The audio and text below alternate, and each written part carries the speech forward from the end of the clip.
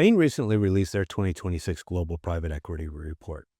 And buried deep inside, among 90 pages of charts and data, is a number that I expect likely startles every PE sponsor holding middle market industrials. That number is 12. As in 12% annual EBITDA growth, the new minimum to hit a 2.5x return on a 5-year hold. During the golden decade of the 2010s, you needed 5%. That was enough to ride the tailwinds of cheap debt, falling rates, steady multiple expansion, and still hand your LPs a respectable return. And honestly, you could get that with an occasional 2% price increase, small expansions in existing accounts, and a few new logos that just kind of fell into your lap. That era is over. And Bain is putting a number on what replaced it. If you're watching, you know the drivers even better than I do. Borrowing costs are higher, more competition for deals drives up valuations, and easy multiple expansion has evaporated. Financial improvement, operational efficiency, and simple bolt-ons are table stakes. Increasingly, value creation is driven through organic growth, and that is a fundamentally different game than most PE firms built their operating models around. Now here's where it gets interesting, and where Bain's report actually, I would argue, understates the problem. They talk about value creation in general terms. You build systems, you invest in talent, you use AI. Fine, but they don't answer the question that matters most for middle market industrials. Where does 12% EBITDA growth actually come from? It doesn't come from cost cutting. You can't cost cut your way to 12% annual growth. You might get a one-time bump in year one, but that well runs dry pretty fast. It doesn't come from operational efficiency alone. OEE improvements are real, but they're incremental, 2 or 3% gains if you're doing it well. And it certainly doesn't come from financial engineering, because the whole point of Bain's analysis is that the financial engineering playbook is under siege. Your alpha increasingly comes from revenue growth, organic revenue growth. That's the only lever with enough headroom to deliver sustained double-digit EBITDA improvement year over year. And here's the uncomfortable truth. Many sponsors have limited contemporary operational GTM experience to translate into the capability in their companies to drive organic revenue growth the way they expect from their portcos. They know how to do commercial diligence.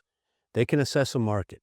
But when it comes to actually building the go-to-market engine inside a portfolio company, the marketing, the sales process, the pipeline discipline, the new logo acquisition strategy, most sponsors are guessing. Or worse, they're delegating it to a portco management team that hasn't changed its commercial approach in a decade. The report also highlights something that reinforces this urgency. Holding periods at exit are now hovering around 7 years, up from 5 to 6.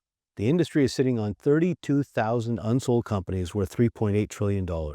Distributions to LPs have been stuck below 15% of net asset value for 4 consecutive years, a record. What does that tell you? It tells you that exits are harder, longer, and more dependent on demonstrable growth than ever before.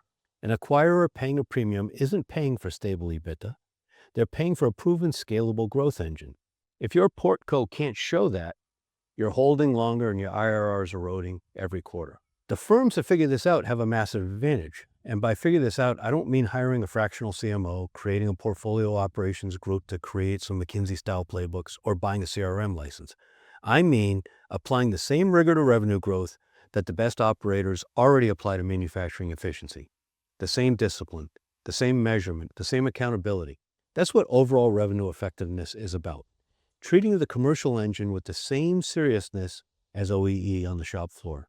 Bain called this new era one where winning firms need systems, not slogans. I agree, but the system most firms are missing isn't a technology platform or an AI tool. It's a commercial operating system, one that connects board governance, strategy, marketing, sales talent, sales process, and customer success into a coherent, measurable growth engine.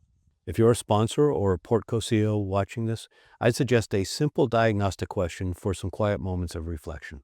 Can your commercial engine deliver 12% annual EBITDA growth? Not in the investment thesis, not in the board deck, but in reality. Because if it can't, the big brains of Bain just told you that the math doesn't work anymore. I'll link to the full Bain report in the description. It's worth reading. And if the organic growth piece is the gap in your portfolio, and honestly, for most firms it is, that's exactly what we work on. You can find more at edmarshconsulting.com or subscribe to the Industrial Growth Institute podcast. I'm Ed Marsh. I work with middle market sponsors and their industrial portcos driving organic revenue growth.